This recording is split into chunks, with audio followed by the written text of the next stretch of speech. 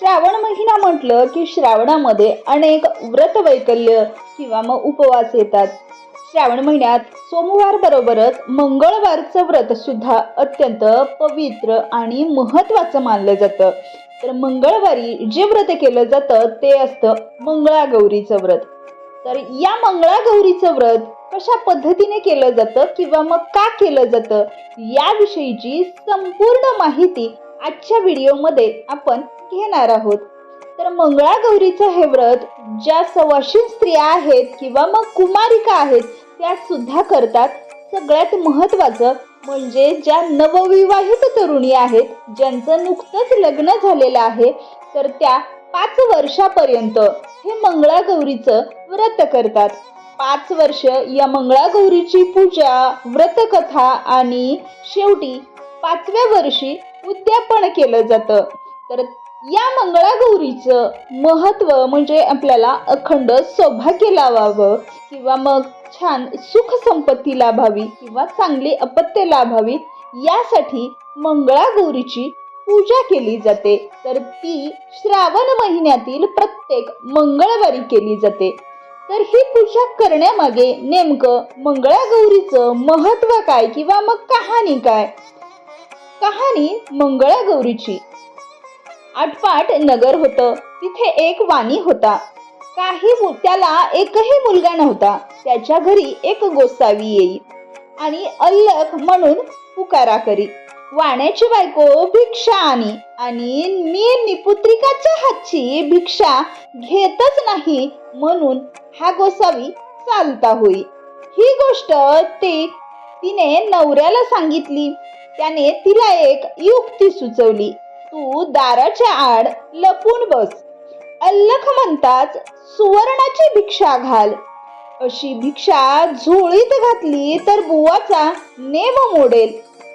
तर त्या स्त्रीने असंच केलं. दाराच्या मागे दडून राहिली आणि अल्लख हा शब्द कानावर येताच तिने सुवर्णाच्या भिक्षा त्या बुवाच्या झोळीत घातल्या. बुवाचा नेम मोडला. बाईवर तो फार रागावला. तुला मुळबाळ होणार नाही असा त्याने शाप दिला. तिने त्याचे पाय धरले आणि बुवांनी मग उपशाप दिला. बुवा म्हणाले, आपल्या निळ्या घोड्यावर बस, निळी वस्त्रे परिधान कर आणि रानात जा. जिथं तुझा घोडा अडेल तिथे खण. देवीची पावले लागतील. तिची तू प्रार्थना कर, तुला पुत्र होईल. असे बोलून बुवा चालता झाला.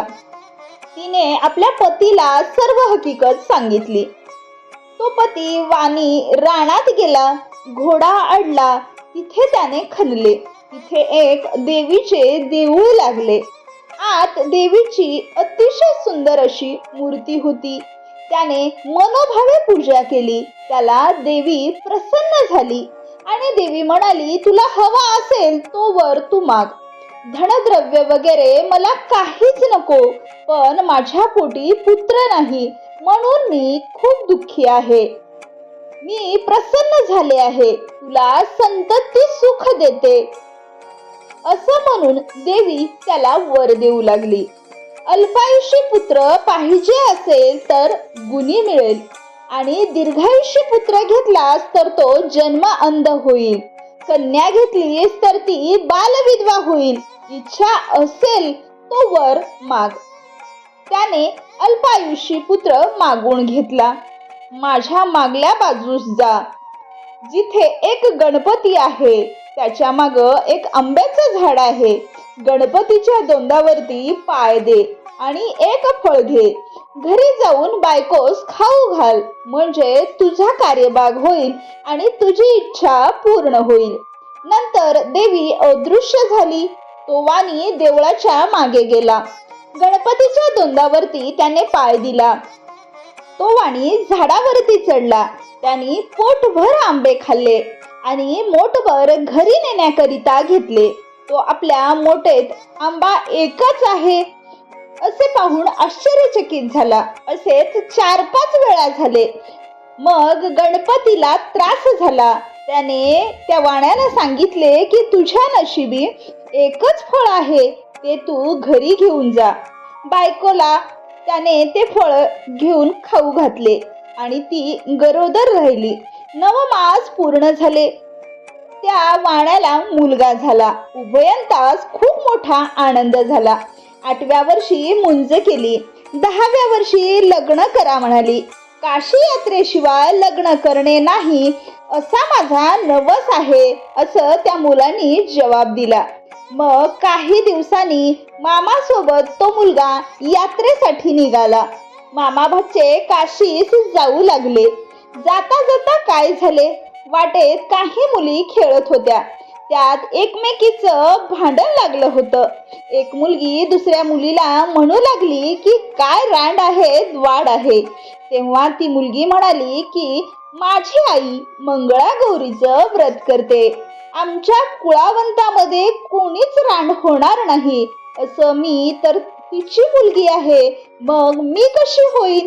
हे भाषण ऐकून मामा म्हणाला की जर हिच्याशी माझ्या भाच्याचं लग्न झालं तर त्याला दीर्घायुष्य लाभेल.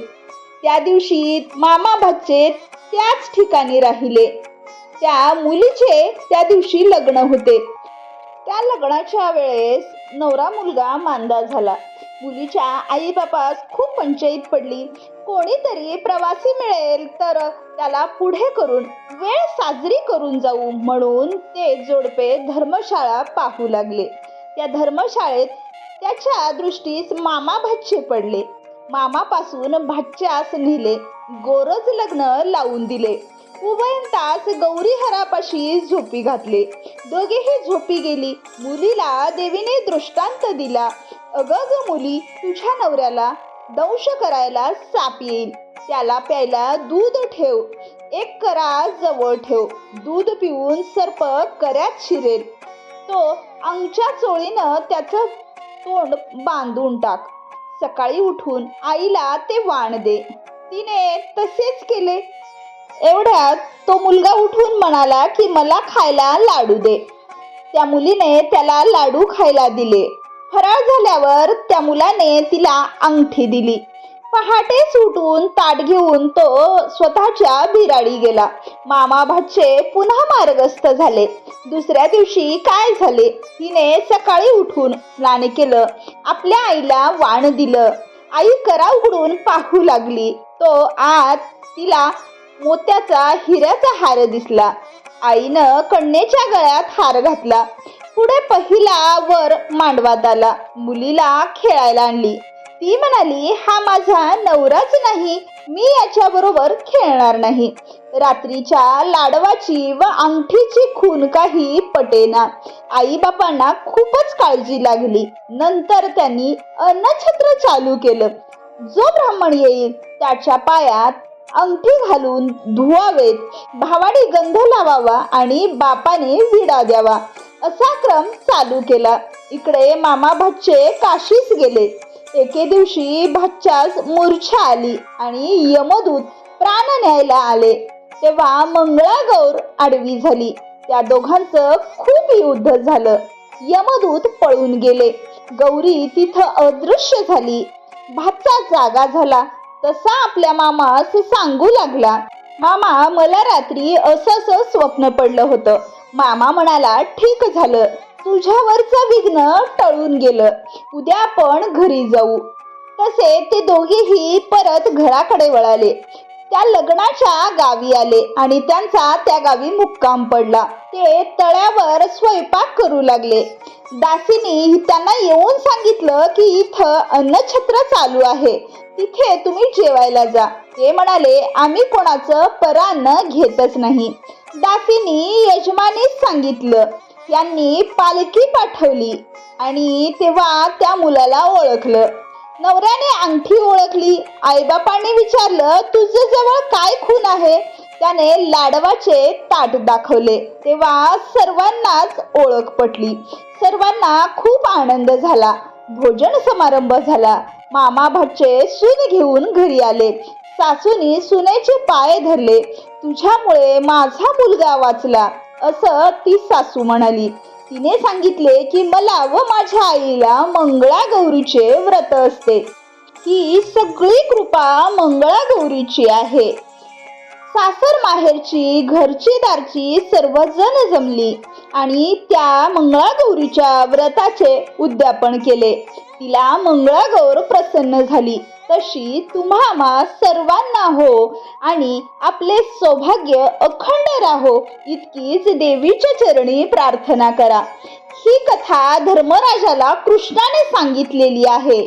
तर ही मंगळागौरीची कहाणी 60 उत्तराची कहाणी 5 उत्तरी सुफळ व संपूर्ण हो.